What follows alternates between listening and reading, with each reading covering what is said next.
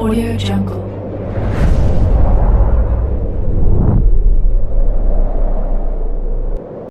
Yo, balik lagi bersama Mimin di Manhwa TV. Kali ini kita akan lanjutkan pembahasan dari cerita Snake Immortal, Tale of a Snake Cultivation to Immortality. BTW yang nyari episode sebelumnya Mimin tempel di deskripsi beserta dengan playlistnya. Dan jangan lupa untuk join saluran WA untuk info terupdate dari Mimin. Linknya ada di deskripsi. Tanpa berlama-lama, yuk kita masuk ke alur ceritanya.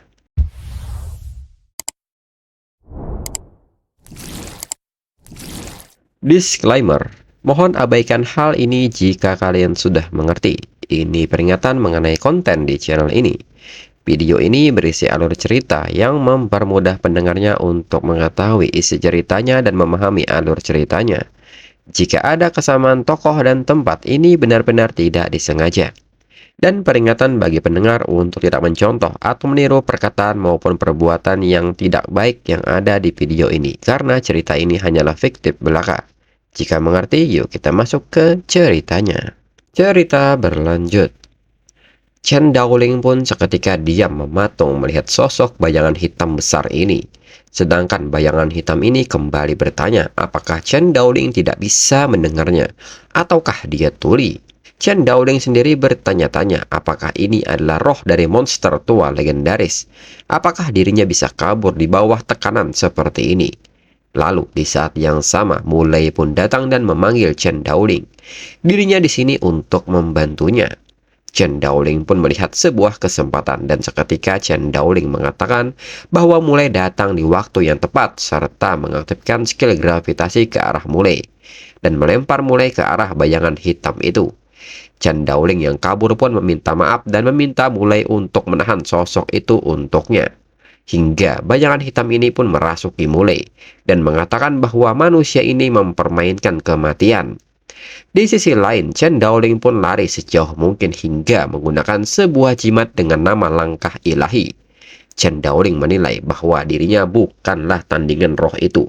Bisa-bisanya ada makhluk sekuat itu di gunung ini. Lalu di saat itu, di dalam tubuh Chen Daoling ternyata sosok hitam itu masih sempat menanamkan sebuah serangan kepada Chen Daoling. Hal ini pun membuat Chen Daoling merasakan sakit yang luar biasa di dadanya. Di saat itu, sosok hitam itu berpesan kepada Chen Daoling. Jika Chen Daoling berani menampakkan batang hidungnya lagi, dirinya akan menghancurkan jiwa Chen Daoling supaya Chen Daoling tidak akan pernah bisa bereinkarnasi lagi. Chen Daoling pun tidak menyangka hal ini. Dirinya masih bisa terluka setelah kabur secepat ini. Chen Daoling pun mengerti dan akan membalas perbuatan ini nanti. Di sisi lain, sosok bayangan ini menilai tubuh manusia ini ternyata cukup bagus. Dan Suhe sendiri kini baru keluar dari puing-puing bangunan kuil. Suhe pun menyebut bahwa Mulai sudah mati, namun Chen Daoling berhasil kabur. Dirinya memang hampir mati, tapi dugaan Suhe ternyata benar. Dewa Gunung adalah roh. Dan di saat itu, Mulai pun tiba-tiba bangun, dan ini mengagetkan Suhe. Tubuh Mulai yang kini diambil alih Dewa Gunung pun menatap ke arah Suhe. Suhe yang tidak tahu menahu bahwa Dewa Gunung merasuki Mulai, melepaskan fireball dan menyebut bahwa Mulai ternyata pura-pura mati. Dirinya akan menghancurkan Mulai sampai menjadi debu, dan mereka akan melihat bagaimana cara Mulai akan bangkit kembali. Setelahnya, Suhe pun menatap patung Dewa Gunung yang sudah hancur dan mengatakan bahwa seharusnya sudah tidak ada lagi masalah. Dan Suhe berterima kasih atas pertolongan Dewa Gunung terhadap dirinya. Terima kasih karena telah memberkahinya. Dirinya akan menyembah Dewa Gunung setiap tahun mulai dari sekarang. Di saat itu Dewa Gunung pun mendekat dan bertanya kepada Suhe. Dia menyembah untuk apa? Dan bertanya apakah kepala Suhe dipenuhi oleh pemikiran jahat. Suhe sendiri pun nampak takjub melihat Dewa Gunung benar-benar muncul.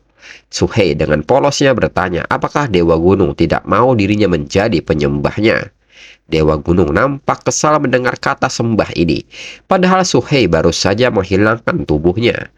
Dan bertanya pola pikir Suhe, apakah itu yang dimaksud dengan menyembah? Suhe sudah menghancurkan keberuntungannya. Dewa Gunung pun menyebut bahwa Suhe punya waktu 1 dupa untuk menemukan tubuh baru untuk dirinya. Jika tidak, dirinya akan mengutuk Suhe supaya Suhe tidak akan pernah bisa bereinkarnasi. Suhei pun terkejut mendengar hal ini. Dalam pikiran Suhei, jika dirinya tidak akan pernah bisa bereinkarnasi lagi, bukannya lebih baik kalau dirinya dibunuh saja. Suhei pun segera pergi mencarikan tubuh baru untuk Dewa Gunung. Sedangkan Dewa Gunung sendiri meminta Suhei untuk bergegas pergi, carikan dirinya tubuh yang masih kuat, muda, dan tampan. Suhei pun meminta Dewa Gunung untuk tidak khawatir, dirinya akan melakukan yang terbaik. Dewa Gunung pun berharap Suhei bisa menemukan tubuh dalam waktu yang singkat. Rohnya akan menghilang. Dirinya harus mendapatkan tubuh fisik lebih dulu. Jika tidak, Dewa Gunung khawatir rohnya akan tercerai-berai. Dan di saat yang sama, seekor tikus pun kini mengendus tubuh mulai yang gosong. Namun di saat itu, karena rasa khawatir, Dewa Gunung pun segera memasuki tubuh tikus untuk sementara waktu. Dewa Gunung pun menyebut bahwa dirinya adalah iblis ilahi, pengelana yang agung. Dirinya sudah hidup selama ratusan tahun dan belum pernah melihat kejadian yang seperti ini. Dewa Gunung pun merasa sangat sial karena harus berubah menjadi makhluk seperti ini. Beberapa ratus tahun yang lalu, dirinya diburu beberapa sekte besar dan yang tersisa hanyalah rohnya. Untungnya, dirinya kabur ke dalam patung Dewa Gunung, menyegel rohnya dan bertahan hidup dengan memanfaatkan iman orang-orang. Belum lama ini dirinya akhirnya mengumpulkan kekuatan ilahi yang cukup untuk bisa merasuki tubuh orang lain. Baru-baru ini, ada penganut ajaran Tao dan manusia yang datang. Kesempatan bagus bagi Dewa Gunung untuk bisa merasuki tubuh. Dirinya gagal mendapatkan tubuh baru karena ular ini tiba-tiba datang dan memangsa manusia itu secara bergiliran. Ular itu mendapatkan pencerahan karena dia memangsa sebagian kecil dari kekuatan spiritual dirinya. Setelah itu, keluarga Kyu datang. Dewa Gunung mencoba lagi untuk mendapatkan tubuh, tapi ular ini mendahuluinya lagi. Dia memangsa mayat manusia itu dan mendapatkan pencerahan lagi. Dirinya mau lebih berhati-hati saat ular ini datang mengunjunginya lagi. Tapi penganut Tao itu malah menghancurkan patungnya. Tubuh yang sudah lama dirinya nantikan malah dihancurkan oleh ular ini lagi. Dewa Gunung pun menyebut Suhei dengan panggilan iblis dan meminta Suhei untuk menunggu sampai dirinya mendapatkan tubuh yang bagus. Dirinya mau tubuh dengan wajah yang rupawan. Dewa Gunung pun penasaran kapan makhluk usil ini akan memberikan tubuh baru padanya. Dirinya sudah tidak sabar. Dan Dewa Gunung merasa bahwa dirinya sebaiknya menangkap beberapa manusia dari desa dan memilihnya. Lalu saat ini Suhei pun mulai mencari mayat manusia di sebuah peti mati. Namun yang Suhei temukan hanyalah sebuah tengkorak. Suhei pun merasa kalau dirinya tidak cepat-cepat dirinya tidak akan bisa bereinkarnasi lagi. Lalu Suhei pun merasa ada pergerakan di sana. Pasti ada yang baru dikubur di tempat itu. Setelah diperiksa, ternyata itu hanyalah seekor anjing yang sedang menggali sebuah lubang. Namun Suhei merasa heran apakah anjing ini sedang memakan mayat. Ini terlihat sangat ganas. Selain itu, aura iblisnya sangat kuat. Di saat itu, Suhei pun melihat bahwa di dalam peti itu ada sebuah mayat dengan keadaan utuh. Tidak salah lagi, mayat itu masih muda dan tampan serta berotot. Dan ini sangat sempurna. Lalu di saat yang sama, anjing ini pun menatap ke arah Suhei. Anjing ini menilai apakah itu iblis ular atau apakah jangan-jangan ular ini mau mencuri daging ini. Atau apakah dirinya pusing karena lapar. Dan sepertinya ular ini menatap ke arah dirinya. Namun anjing ini merasa ada yang aneh. Sepertinya ular ini memang tidak melihat daging ini. Ular ini melihat ke arah dirinya. Dan ini membuat anjing ini panik karena ular ini mengincar dirinya. Segera anjing ini pun lari dan Suhei pun bertanya mau pergi kemanakah anjing ini. Anjing ini pun melolong sepanjang jalan serta mencari pertolongan karena dirinya akan dibunuh oleh ular tersebut. Mengetahui hal ini, Suhei pun tidak menyangka anjing ini punya kepintaran, muda, kuat, dan rupawan. Dia pasti hewan yang sudah mendapatkan pencerahan. Tidak ada tubuh yang lebih sempurna selain anjing ini. Dan segera Suhei melemparkan cincin penjinak hewan. Anjing ini pun bertanya apa yang sedang ular ini lakukan dan meminta ular ini melepaskannya atau dirinya akan memakannya. Dalam pikiran Suhei yakin anjing hitam ini pasti sudah memakan banyak mayat. Dia memiliki aura kejahatan yang sangat kuat. Suhei pun meminta anjing ini untuk berhenti bersuara dan mengikuti dirinya. Anjing ini pun hanya bisa meminta ampun kepada Suhei dan biarkan dirinya pergi. Suhei pun meminta anjing ini untuk diam karena Dewa Gunung ingin bertemu dengannya. Ini juga demi kebaikan anjing ini. Di sisi lain, Dewa Gunung yang menunggu dengan bosan menyebut bahwa waktunya hampir habis. Tubuh tikus ini sudah menunjukkan tanda kehancuran. Dirinya harus merebut tubuh baru. Kalau ular itu tidak kembali, maka habislah sudah. Namun di saat itu, Suhei pun kembali dan mengatakan bahwa dirinya sudah menemukan tubuh yang sempurna untuk Dewa Gunung. Ini adalah tubuh yang muda, kuat, rupawan, dan gagah. Benar-benar sesuai dengan keinginan Dewa Gunung. Namun di saat itu Dewa Gunung pun bertanya mengapa tidak Suhei saja yang mati. Suhei pun bertanya mengapa harus dirinya. Dirinya sudah menyanggupi keinginan Dewa Gunung. Dewa Gunung pun menyebut ini tidak ada waktu lagi daripada merasuki tubuh anjing. Dirinya lebih baik merasuki tubuh Suhei. Dan Dewa Gunung pun kini mencoba mengambil alih tubuh Suhei dan meminta Suhei menyerahkan tubuhnya. Namun di saat itu Dewa Gunung tidak berhasil menjerat jiwa Suhei. Dan ini mengagetkan Dewa Gunung, Suhei bisa menghindarinya. Namun Dewa Gunung tidak menyerah begitu saja dan mencobanya lagi. Dewa Gunung pun meminta Suhei untuk diam. Sedangkan anjing pun bertanya-tanya apakah Dewa Gunung memang begini. Dewa Gunung pun tidak bisa mempercayai hal ini. Makhluk ini benar-benar kuat. Bagaimana bisa kesadarannya begitu kuat? Setiap kali dirinya mencoba merebutnya, dia selalu lolos. Namun di saat itu Dewa Gunung merasakan aura yang tidak asing dari anjing yang dibawa oleh Suhei. Dan aura kuat ini benar-benar datang dari anjing itu. Dewa Gunung pun bertanya, apakah mungkin anjing hitam ini adalah tubuh dari Demon Spirit? Dengan ini Dewa Gunung yakin bahwa anjing ini benar-benar iblis, seperti dirinya sebelumnya. Dilihat dari ingatannya, dialah yang mencuri dan memakan pengorbanan. Pantas anjing ini tercerahkan. Setelah dapat pencerahan, dia lanjut menggali makam dan memakan mayat agar lebih kuat. Jika begitu, bisa dianggap dia punya tubuh yang bagus. Dengan ini, Dewa Gunung pun kini mengambil alih tubuh dari si anjing hitam. Dewa Gunung pun bertanya, apakah ini perangkap ular itu? Bisa-bisanya sesuatu seperti ini menjebak anjing hitam ini. Lalu di saat itu, Suhei pun bergegas untuk kabur. Dewa Gunung pun seketika meminta Suhei untuk berhenti. Dewa Gunung pun menyebut karena tubuh yang Suhei temukan sangat bagus. Dengan ini dirinya putuskan untuk menerima Suhei sebagai muridnya. Suhei pun agak kaget mengetahui bahwa Dewa Gunung menerimanya sebagai muridnya. Dewa Gunung pun menyebut bahwa ini kehormatan Suhei menjadi muridnya. Suhei pun seketika bertanya, demon macam apa dewa ini? Apakah ini beneran Dewa Gunung? Dewa Gunung pun tertawa dan menyebut sejak kapan dirinya bilang bahwa dirinya adalah Dewa Gunung. Dirinya hanya menemukan patung untuk tempat tinggalnya sementara. Suhei sendiri yang menganggap dirinya sebagai Dewa Gunung. Bukan salah dirinya. Suhei pun tidak percaya ini. Dewa Gunung yang dirinya sembah cuman bohongan. Suhei pun seketika bertanya, bukankah Dewa Gunung takut dengan ganjaran dan hukuman neraka karena telah berpura-pura menjadi dewa? Mendengar kata ganjaran, Dewa Gunung pun tertawa.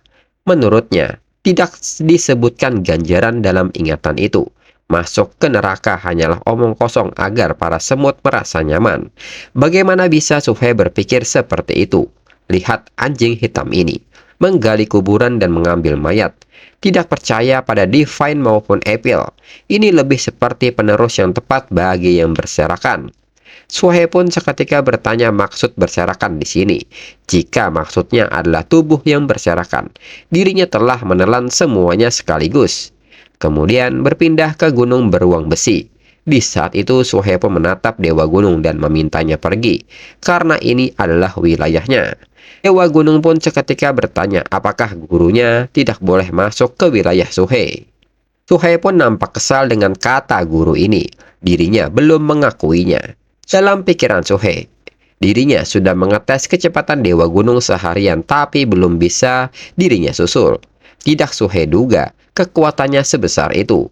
Dan setelah dia berubah menjadi anjing, dia tak punya niat jahat apapun kepada dirinya. Mungkin dirinya juga akan memberikan sesuatu untuk mengusirnya jauh-jauh. Lalu di saat yang sama, Raja Serigala datang membawakan domba buat Suhe. Suhe pun merasa senang dan memuji kinerja Raja Serigala karena kebetulan dirinya sedang lapar. Di saat itu, Dewa Gunung menyebut Suhe sebagai makhluk yang keji. Dirinya adalah gurunya, di manakah rasa hormat Suhe. Suhe pun menyebut bahwa serigala makan daging, anjing makan kotoran, dan Suhe pun meminta Raja Serigala untuk memberikan Dewa Gunung kotoran untuk dimakan. Hal ini pun membuat Dewa Gunung marah dan seketika menggigit Raja Serigala. Namun di saat itu Dewa Gunung tertawa dan menyebut semua ini terserah saja.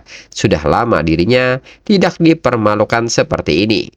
Dewa Gunung pun seketika bertanya apakah Suhe tahu hukuman apa bagi yang tidak menghormati gurunya. Suhe pun seketika bertanya, tidak hormat dari manakah? Anjing memang suka makan kotoran. Mendengar hal ini, Dewa Gunung kembali bertanya apakah Suhe baru saja mengaku sebagai muridnya. Suhe pun menyebut bahwa dirinya tidak pernah bilang seperti itu. Dewa Gunung pun kembali mengingatkan perkataan Suhe waktu itu, di mana Suhe menyebut bahwa dirinya sudah menuruti permintaan Dewa Gunung. Sebelumnya Suhe bersujud kepada dirinya dan meminta Suhe untuk tidak menjadi keras kepala sekarang. Dirinya adalah guru Suhe. Mendengar hal ini, Suhe pun merasa perkataan Dewa Gunung masuk akal. Namun meskipun begitu, Suhe tidak mau dibodohi dan segera lari dengan teknik airnya. Dewa Gunung pun tertawa puas dengan hal ini. Sudah lama dirinya tidak tertawa sekeras ini. Cukup menyenangkan punya ular badut seperti Suhe.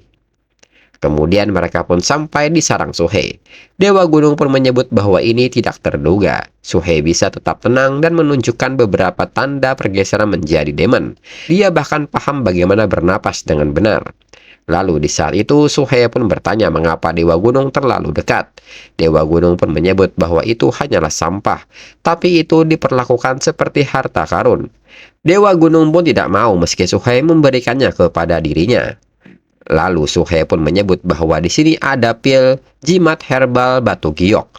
Mereka hampir sama dengan penyimpanan bule, dan tungku alkemis ini cukup bagus. Lalu di saat itu Suhe pun bertanya-tanya untuk apakah batu tersebut. Dan di saat itu Dewa Gunung pun menyebut bahwa itu adalah Spirit Stone. Suhe pun seketika menyebut Dewa Gunung dengan sebutan anjing licik, karena katanya tidak mau menerima pemberiannya, ini malah mau mencurinya. Dewa Gunung pun menyebut bahwa dirinya cuma penasaran dan ingin melihat-lihat saja. Dirinya tidak ada maksud khusus. Suhe pun menilai Dewa Gunung melangkah pergi, tapi ekornya melambai kencang. Jelas Dewa Gunung sangat menginginkannya. Selain itu, di sini juga ada catatan tentang banyak pil dan berbagai macam obat. Batu giok ini punya info tentang alkemis. Dan di saat itu Xiao Bai pun nampaknya tertarik dengan tungku alkemis ini. Sayangnya, level kultivasi Xiao Bai terlalu rendah. Xiao Bai belum bisa memakainya. Kemudian di luar gua, saat ini Suhe mencoba beberapa teknik. Menurut Suhe, di pertarungan sebelumnya, gravitasi Chen Daoling itu bisa menyerangnya dari jarak ratusan kaki. Dirinya harus latihan sampai menyentuh level itu. Dan kembali Raja Serigala datang dengan membawa babi hutan. Suhe pun menyebut bahwa sungguh ini perasaan yang menyenangkan, punya adik yang bisa mengantar makanan setiap hari. Suhe pun menyebut bahwa babi hutan memang yang terbaik, dagingnya sangat berasa. Lalu Dewa Gunung pun mengatakan jika Suhe makan makanan seperti itu tiap hari, Suhe tak akan menjadi kuat. Bahkan anjing juga menggelengkan kepala melihat omong kosong ini. Lalu Suhe pun bertanya Dewa Gunung ingin dirinya makan apa. Dewa Gunung pun menyebut Suhe bodoh. Tentu saja maksudnya adalah demon dan pil. Suhe pun menyebut bahwa bicara itu cukup mudah.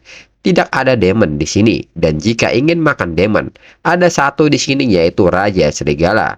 Memakan Raja Serigala kurang mempan, mungkin buat simpanan nanti. Dewa Gunung pun menyebut bahwa itulah masalah Suhe. Suhe tak akan bisa makan makanan bagus jika tinggal di sarangnya terus. Dewa Gunung pun akan menunjukkan cincin penyimpanan yang dirinya dapat kemarin dan makan siang hari ini. Suhe pun seketika bertanya, apakah ini demon di spiritual stack akhir? Dewa Gunung pun menyebut bahwa ini adalah ayam ekor spiritual, seekor burung spiritual yang dibesarkan oleh sekte terdekat. Ini digunakan sebagai bahan makanan. Ini lebih lezat daripada hewan liar. Dirinya ketemu 3, tapi cuman mengambil 2. Suhe pun seketika masuk ke dalam tanah dan menyebut Dewa Gunung gila. dan bertanya apakah Dewa Gunung sedang diikuti. Namun Dewa Gunung meminta Suhe untuk tidak khawatir. Dirinya melakukannya dengan sempurna. Takkan ada yang bisa menemukannya. Pokoknya tidak ada yang mengikuti mereka. Jadi Suhe tidak perlu menjadi cemas. Dan pertama yang harus dilakukan adalah mencabut bulu-bulu ini. Dan lihat betapa gemuknya ayam ini. Kemudian siapkan api. Terakhir panggang dengan api. Dengarkan suara lemaknya. Ini sangat menggugah selera. Dewa Gunung pun menyebut Suhe sampai ngiler melihatnya. Jika Suhe mau daging ini sangatlah mudah. Cukup berikan saja Spirit Stone sebagai gantinya. Dan untuk episode selanjutnya, tunggu 2 minggu lagi untuk 2 chapter. Sekian dan terima kasih.